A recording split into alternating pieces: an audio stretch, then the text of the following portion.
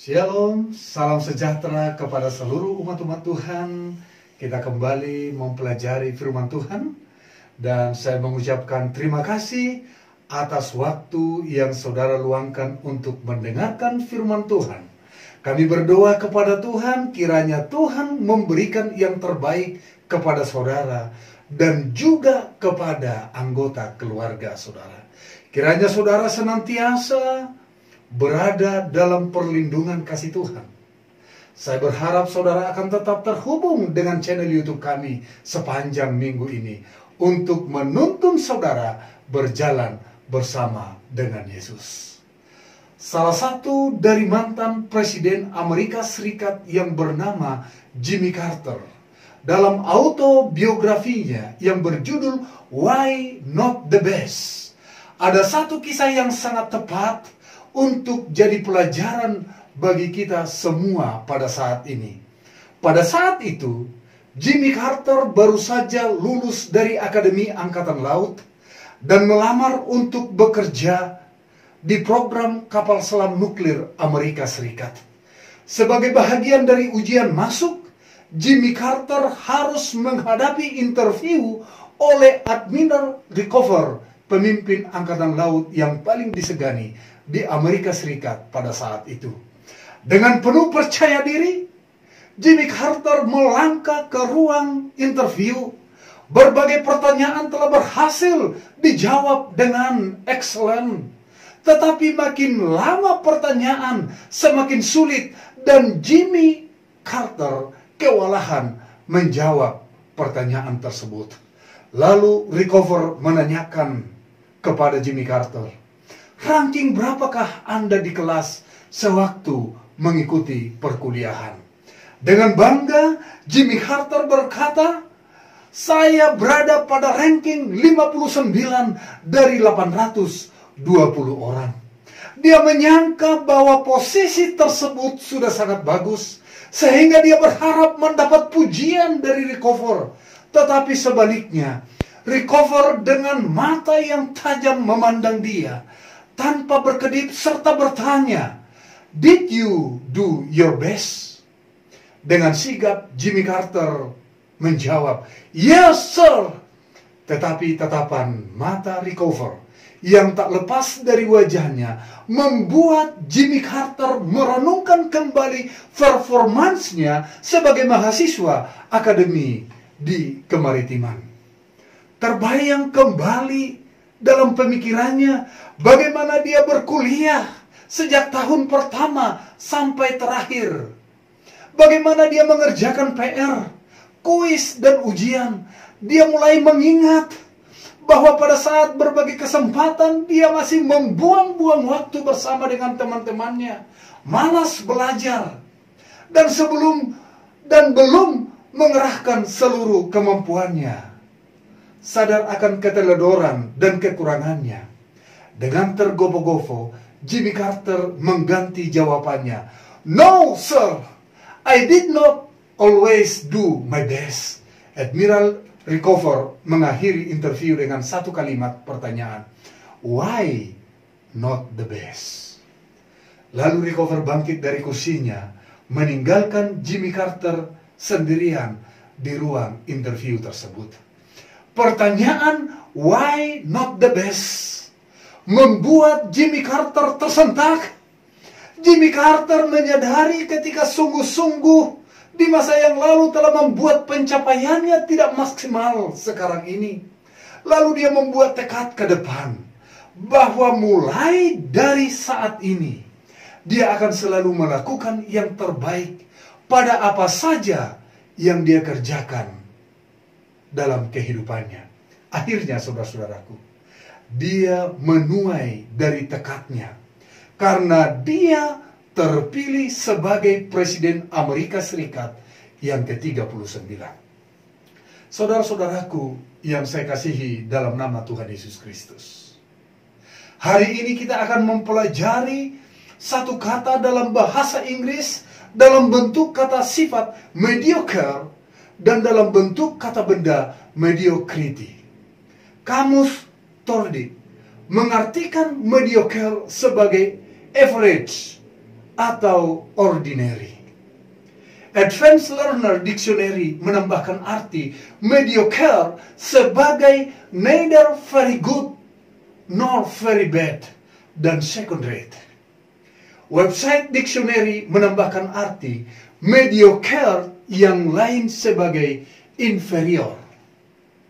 Sebagai kesimpulan, mediocre atau mediocrity artinya rata-rata, sedang-sedang saja, biasa-biasa saja, tidak bagus tetapi juga tidak jelek.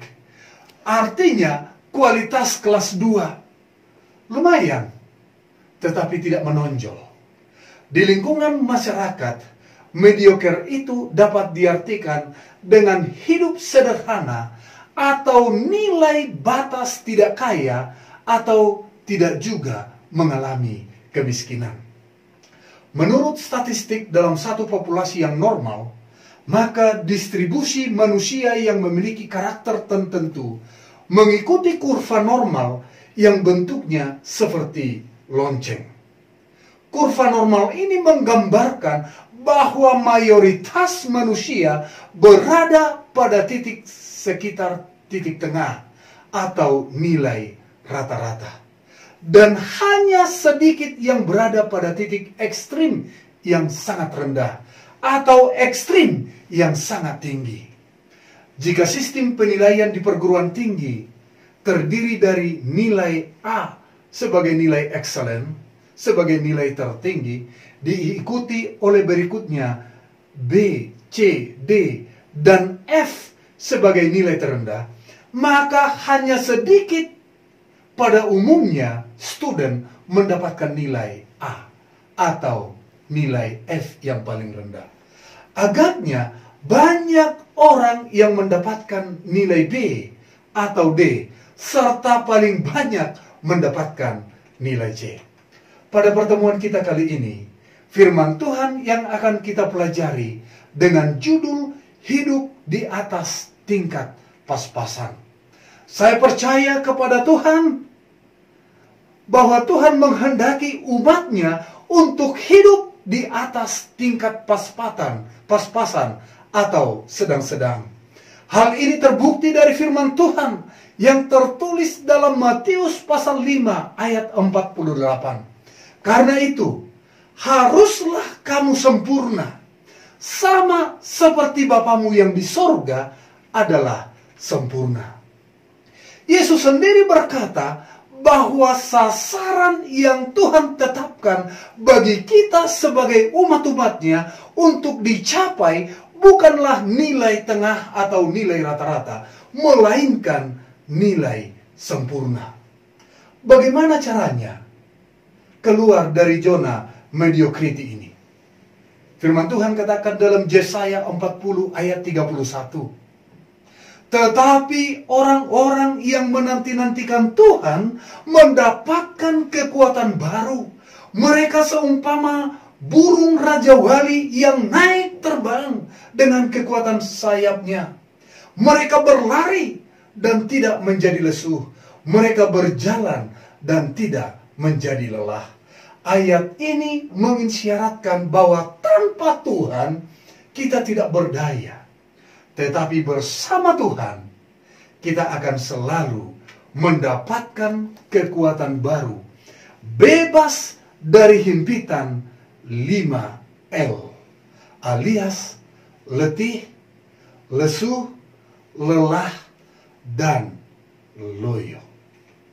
Dalam Alkitab bahasa Inggris digunakan istilah eagle.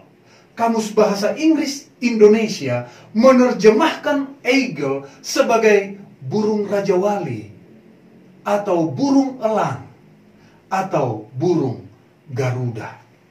Burung elang memiliki mata yang tajam. Elang memiliki 8 kali lebih tajam daripada penglihatan manusia. Terbang pada ketinggian 600 kaki, elang dapat melihat objek seukuran uang receh yang bergerak melaju melalui rumput 6 inci. Ia dapat melihat ikan berukuran 3 inci melompat di danau yang jauhnya kurang lebih 5 mil. terbang dengan kecepatan yang tinggi. Dari ketinggian yang hebat, ia dapat bermanuver dengan begitu akurat hingga mendarat tanpa landasan pacu. Burung elang merupakan yang terkuat dari jenis burung. Burung elang terbang sangat tinggi di atas rata-rata unggas yang lain. Bahkan burung elang berani terbang pada saat ada angin ribut dan halilintar sekalipun. Pada saat ini, kita akan gunakan burung elang sebagai simbol manusia yang hidup di atas rata-rata. Untuk hidup sukses di dunia ini, kita butuh semangat burung Raja Wali. Dengan semangat burung Raja Wali, seorang manusia biasa menjadi manusia luar biasa. Di dunia ini, ada beberapa orang yang memiliki pencapaian ordinary person yang menghasilkan extraordinary action dan extraordinary achievement. Yang pertama adalah Nabi Elia. Kita baca di dalam Yakobus pasal 5 ayat yang ke-17 firman Tuhan. Elia adalah manusia biasa, sama seperti kita. Dan ia telah sungguh-sungguh berdoa supaya hujan jangan turun. Dan hujan pun tidak turun di bumi selama 3 tahun dan 6 bulan. Lalu ia berdoa pula, dan langit menurunkan hujan, dan bumi pun mengeluarkan buahnya.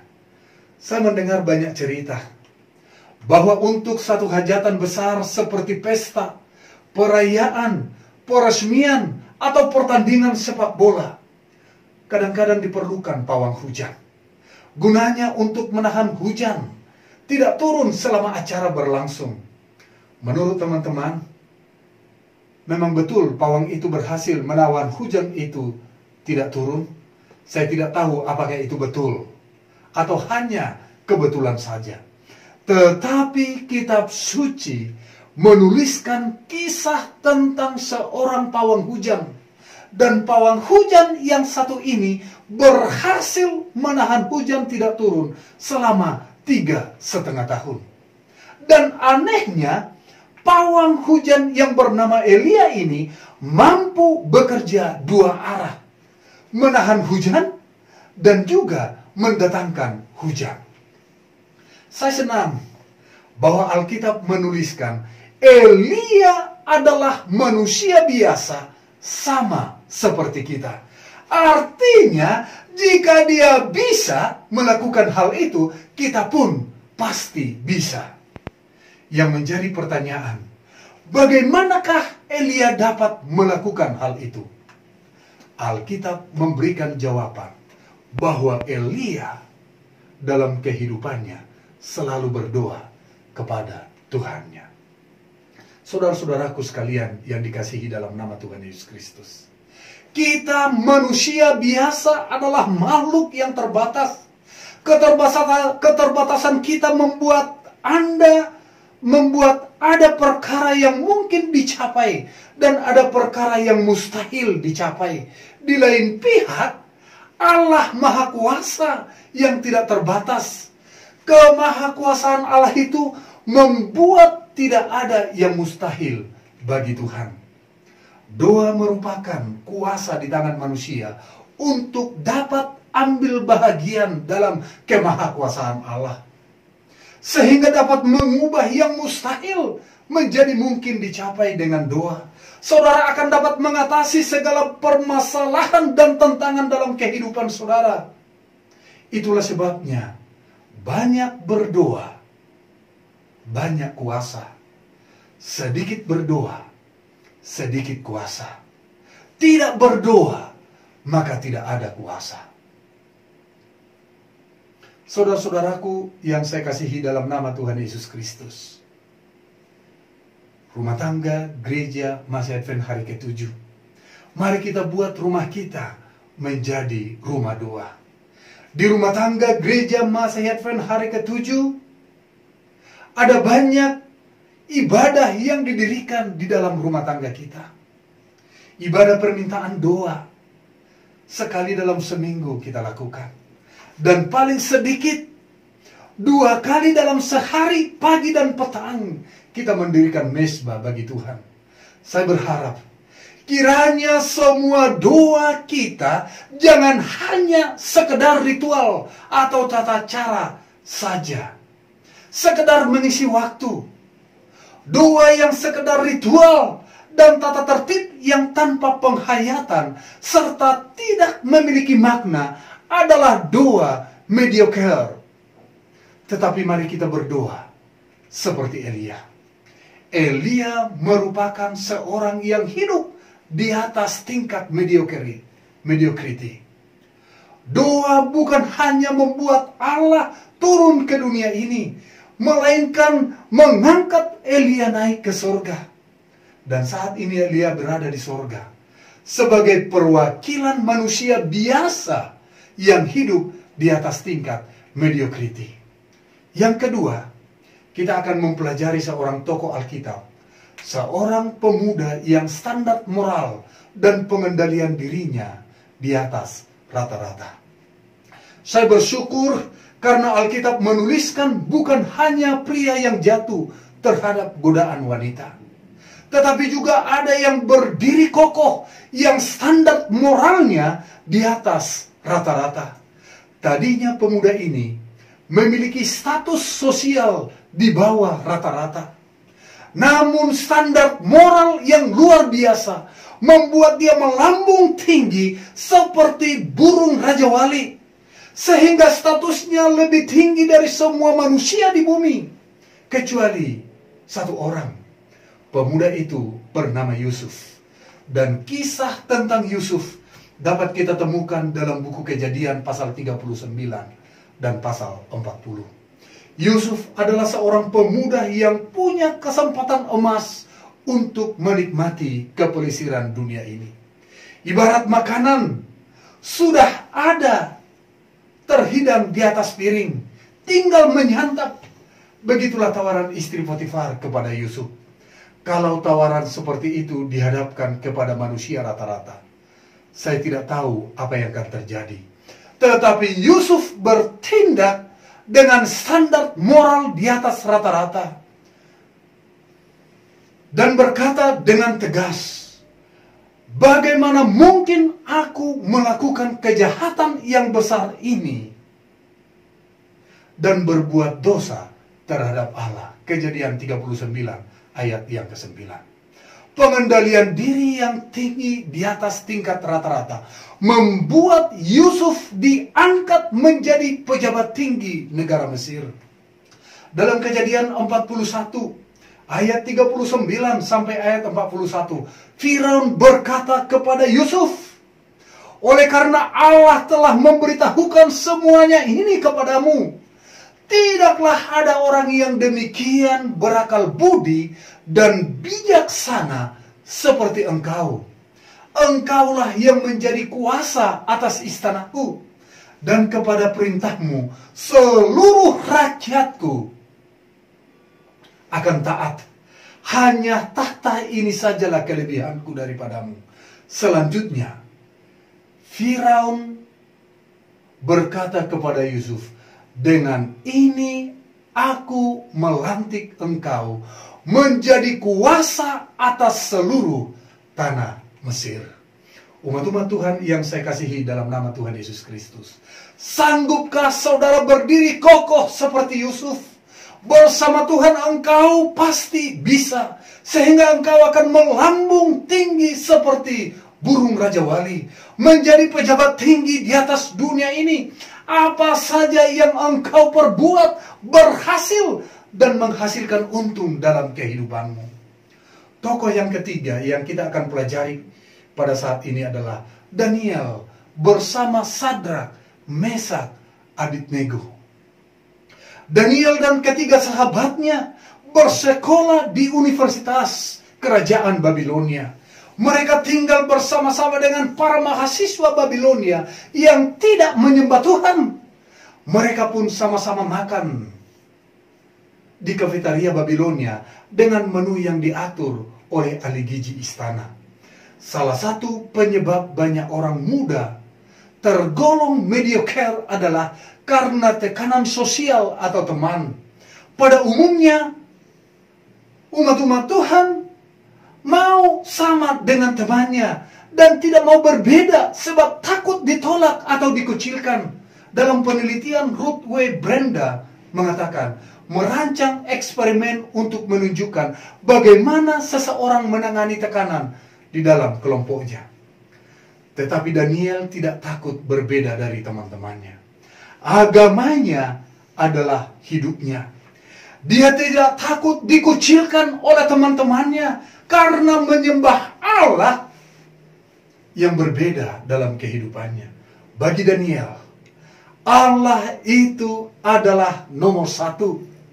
Dan dia tidak mengizinkan siapapun dan apapun yang dapat memisahkan hubungannya dengan Tuhan yang mengasihi kehidupannya. Daniel punya tekad dan keberanian seperti burung Raja Wali. Daniel berketetapan untuk tidak menajiskan dirinya dengan santapan raja, dengan anggur yang biasa diminum oleh raja. Daniel pasal 1 ayat yang ke-8. Hasilnya, dalam Daniel pasal 1 ayat yang ke-20, dalam tiap-tiap hal yang memerlukan kebijaksanaan dan pengertian, yang ditanyakan raja kepada mereka, didapatinya bahwa mereka 10 kali lebih cerdas daripada semua orang berilmu dan semua ahli jampi di seluruh kerajaan Babilonia. Hidup di atas rata-rata. Pemirsa dan umat-umat Tuhan yang saya kasihi, jika engkau punya komitmen menurut Tuhan seperti Daniel, engkau akan mencapai prestasi yang spektakuler, yang tidak terbayangkan di atas dunia ini. Saudara-saudara yang saya kasihi dalam nama Tuhan, Napoleon Hill menulis salah satu buku terlaris di dunia yang berjudul The Law of Success. Dia menuliskan salah satu rahasia sukses adalah kebiasaan melakukan lebih daripada apa yang dituntut oleh sebuah profesi. Saya teringat akan satu kutipan yang berbunyi, orang yang unggul adalah orang yang melakukan lebih dari yang diperlukan dan terus untuk melakukannya secara berkesinambungan. Sebetulnya, konsep ini telah diperkenalkan oleh Yesus lebih dari 2000 tahun yang lalu. Dalam kitab Injil Matius pasal 5 ayat 41, Yesus berkata, barang siapa yang meminta engkau berjalan 1 mil jauhnya, pergilah bersama dia 2 kali ganda. Henry Ford menyimpulkan, menurut pengamatan Henry Ford, kebanyakan orang yang maju dan menonjol adalah mereka yang bekerja keras pada saat orang lain membuang-buang waktu. Umat-umat Tuhan yang saya kasihi, kalau engkau mau berprestasi di atas rata-rata, engkau harus berusaha di atas rata-rata pula, mencari Tuhan dengan segenap hati dan juga dengan segenap pemikiran kita. Dalam hal kerohanian, Tuhan menghendaki kita agar kita beragama di atas rata-rata. Dalam Matius pasal 5 ayat yang ke-20, Yesus berkata kepada kita, jika hidup keagamaanmu tidak lebih benar daripada hidup keagamaan ahli-ahli Taurat, orang-orang Farisi, sesungguhnya kamu tidak akan masuk ke dalam kerajaan surga. Saudara-saudaraku yang kasih, di dunia ini banyak orang mengaku sebagai orang Kristen, yang berarti pengikut Yesus. Dan hal itu dia badikan di dalam KTP, identitas diri. Tetapi tidak semua mereka itu mengikuti teladan hidup dan ajaran Kristus. Orang-orang yang mengaku sebagai Kristen tetapi menolak ajaran Yesus Kristus dan teladan yang telah ditinggalkan di atas dunia ini adalah keadaan kehidupan Kristen mediocre atau pada umumnya rata-rata. Yang menjadi pertanyaan kepada kita adalah, apakah saya, saudara, merupakan Kristen sejati atau Kristen mediocre? Hamba Tuhan Ellen G. White dalam bukunya Christ of Lesson halaman 69 menuliskan, bila mana tabiat Kristus dipancarkan sempurna dalam kehidupan umatnya, maka Dia akan datang untuk menebus mereka. Saudara-saudara yang kasih dalam nama Tuhan, selama kita di dunia ini, marilah kita hidup sesuai dengan ajaran dan teladan Kristus, sehingga pada akhirnya tabiat Kristus terpantul dalam hidup kita. Karena Yesus akan segera datang untuk menjemput kita masuk ke dalam surga. Kiranya dengan berkat Tuhan, semua kita tetap setia, pemirsa dan umat-umat Tuhan dimanapun saudara berada, setia dalam iman, berjalan di atas dunia ini sampai Maranatha tiba. Kiranya pekabaran firman Tuhan ini menjadi satu pekabaran yang hidup, yang dapat menguatkan iman kerohanian kita. Mari kita sama-sama berdoa. Tuhan Allah yang di surga, sungguh mulia dan ajaib rancangan Tuhan dalam kehidupan kami. Bahwa Engkau telah mencanangkan keberhasilan, bahwa Engkau telah mencanangkan kepemimpinan dalam kehidupan kami sebagai umat-umat Tuhan.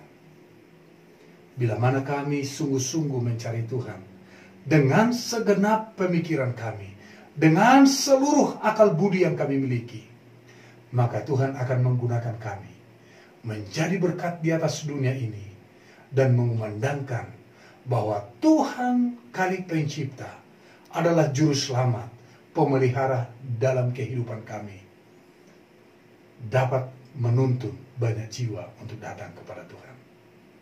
Kami berdoa kepada seluruh pemirsa, sebagaimana adanya kita mendengarkan pekabaran firman Tuhan ini, kiranya segala berkat yang telah dituliskan oleh hamba-hambanya dalam Alkitab yang telah kita miliki dalam kehidupan kita, menjadi kenyataan dalam kehidupan kita.